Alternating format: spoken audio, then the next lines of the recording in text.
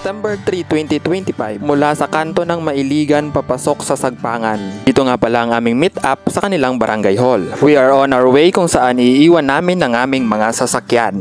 Salamat sa Diyos dahil napakaganda ng sinag ng araw ngayon. Sa pagsisimula ng aming paglalakad, mukhang masigla ang bawat isa. Hindi ko lang alam kung masigla pa rin ba sila mamaya. Kaming lahat ay 12.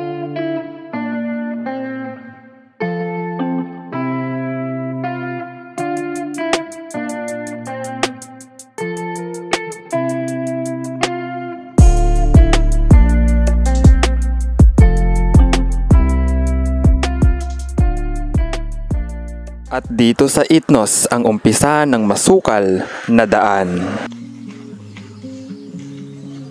Ito ang unang ilog na aming nadaanan.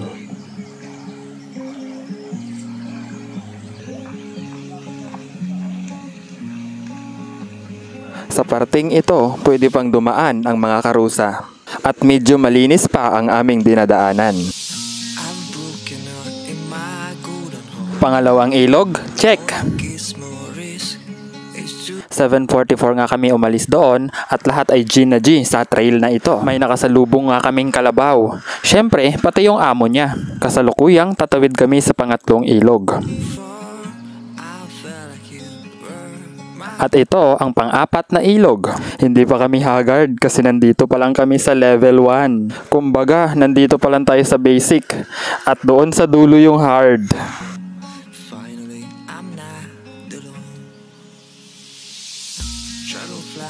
Habang naglalakad kami, na-realize ko na sinusundan lang pala namin ang ilog.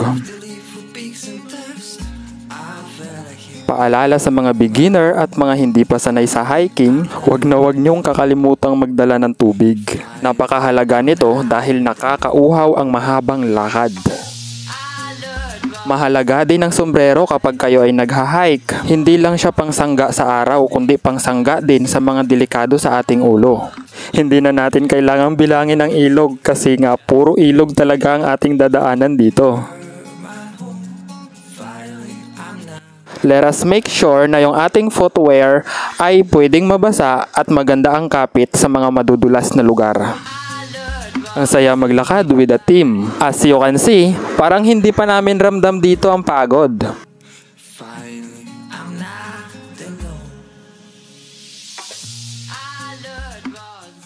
Gusto ko pong malaman ninyo na buong maghapon po nabasa ang aming paa.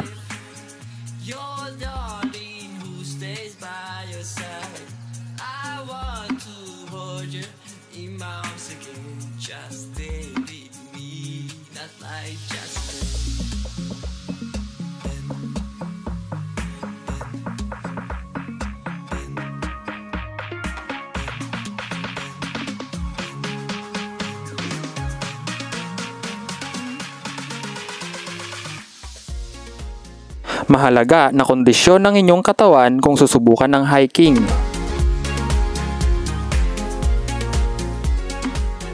Ito kong ipakilala sa inyo si Elaine at saka si Apollo.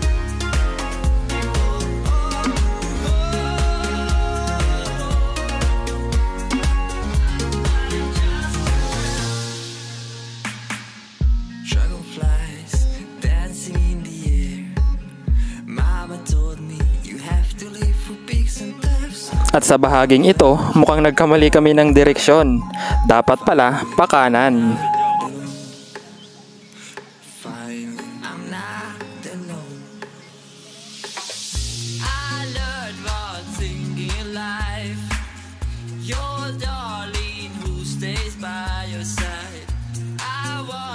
Kasama nga namin ang tatlong pugi na ito, partida, wala silang dalang tubig at saka naka-shorts lang.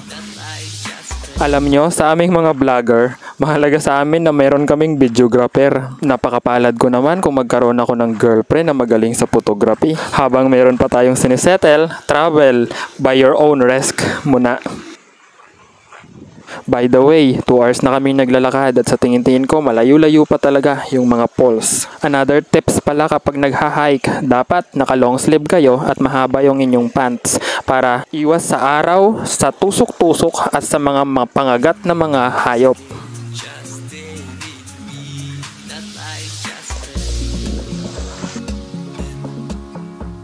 Wala akong masabi sa tour guide namin, mahal na mahal kami. Mahalaga sa isang team ang pagtutulungan.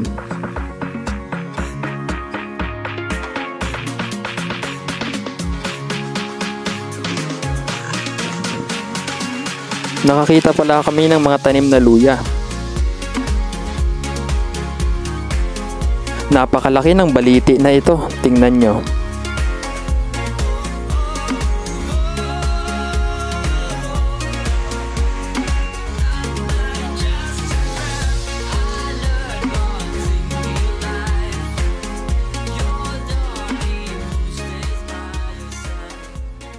Sa part na ito, kailangan naming tumalon dahil wala nang ibang daanan kahit ito ay medyo mataas.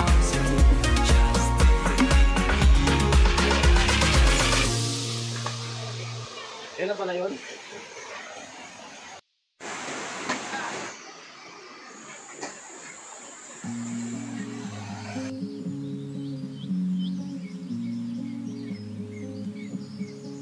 Nakakita kami ng parang falls pero hindi po yan falls, nakapakaliit lang yan. Malayo-layo na rin ang aming nilakad at nasilayan namin ito. Parang falls na rin siya, pwede na rin yan siguro maging falls. Actually marami tayong madadaanan na falls, sabi ng aming tour guide.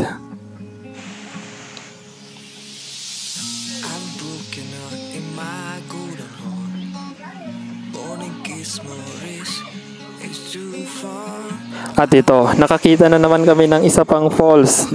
Mataas-taas ito konti ah. Siguro ang mga susunod dito ng mga falls ay mas mataas pa.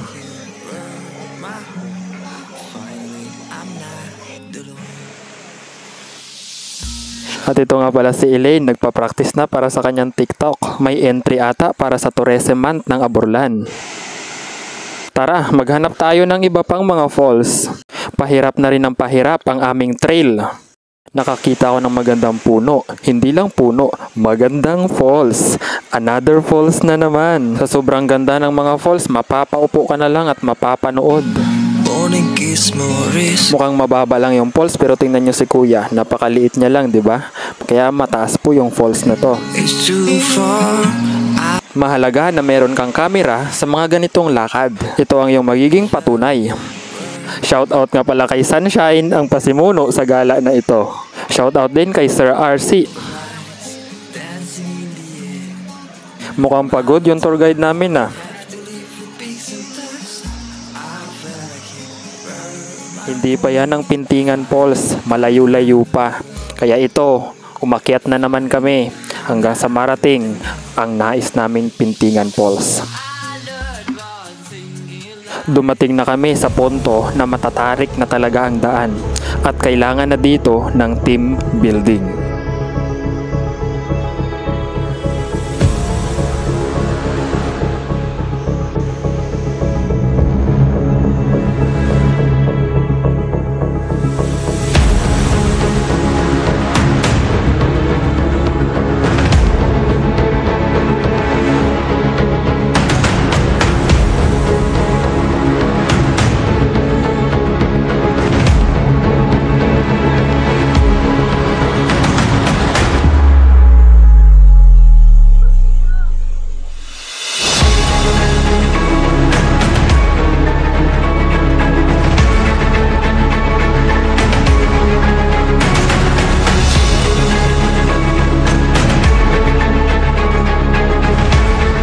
At ngayon, nakakaramdam na rin talaga ako ng pagod. Kailangan ko ng pupuna sa aking mga pawis. Joke lang.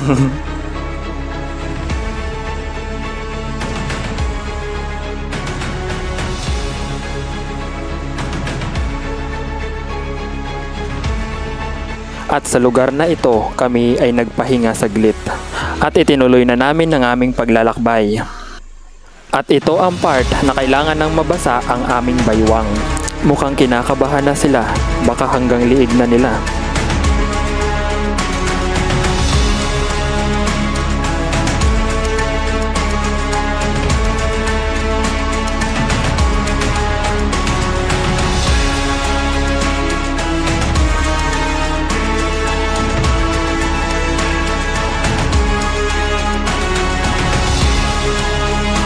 Sa part na ito, kailangan mo magmukhang Spider-Man para makaakyat. Kailangan ng flexibility dito at sa katibay ng loob. Dapat meron ding tolerance. At dito na kami inabutan ng malakas na ulan. At ngayon, kailangan naming tawirin ito, lampas bewang at mababasa na ang aming mga bag. Huminto na rin ang ulan, ngunit basang-basa kaming lahat. Kaya kung magha-hike kayo, dapat waterproof ang inyong mga bag at may dala kayong plastic. Itong kahoy lang na ito ang aming pwedeng daanan, ngunit madulas. Buti na lang may dala kaming itak at naisipan ni Kuya na tapyasan ang puno. Tunay nga na nakakanginig sa tuhod kasi kapag ikaw ay nadulas, ikaw talaga'y mahuhulog. Isang magandang balita, nakakita na naman kami ng falls. At ito ay mas mataas sa mga nauna.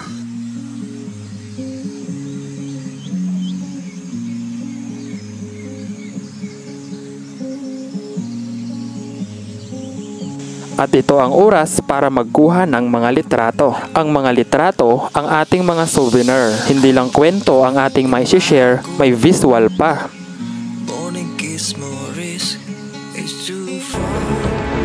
Tuloy-tuloy lang ang aming paglalakbay at pahirap ng pahirap ang aming dinadaanan. Ito po ay matarik at islanting na islanting talaga. At ang inyong inaapakan ay mga bato na pwedeng kapag kayo ay nadulas ay mahulugan ng bato ang inyong kasunod. At sa bahagi na ito, kung ikaw ay sakaling madulas, ikaw ay magiging alaala na lang. Hindi biro ang hiking, kailangan ng tibay ng loob at pagtutulungan.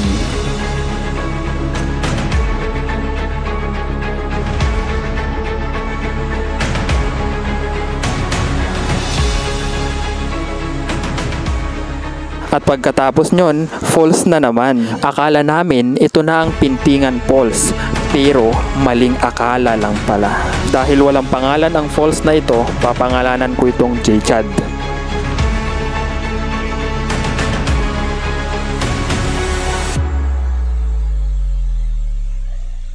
Sa nakikita ninyo, kaming lahat ay pagod na pagod at gutom.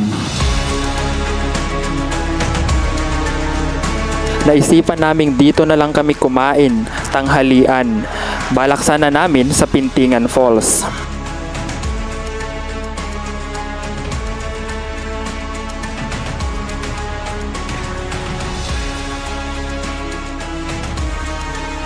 Pagkatapos kumain, tinuloy namin ang paglalakbay. Nagpaiwan na ang aming ibang kasama dahil napagod na sila at mahirap ang akyatin dito. Kung makikita ninyo, buwis buhay sa bangin. Sa totoo lang po, nagka-cramps na ang aming mga paa at binti. Dito ko napatunayan na kapag gusto mo ang ginagawa mo, susubukan at tatapusin mo. Kaming mahihilig sa hiking lang ang nakaka-appreciate dito.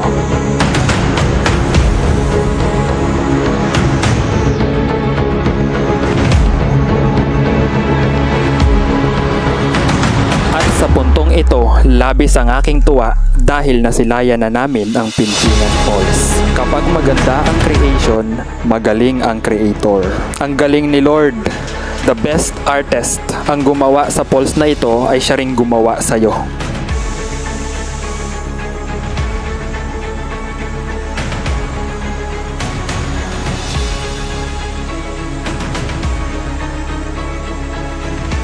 At sa lugar na ito, meron akong pinag-pray sa Lord. Ang Pintingan Falls ang saksi sa panalangin na yon kapag nakamtan ko na.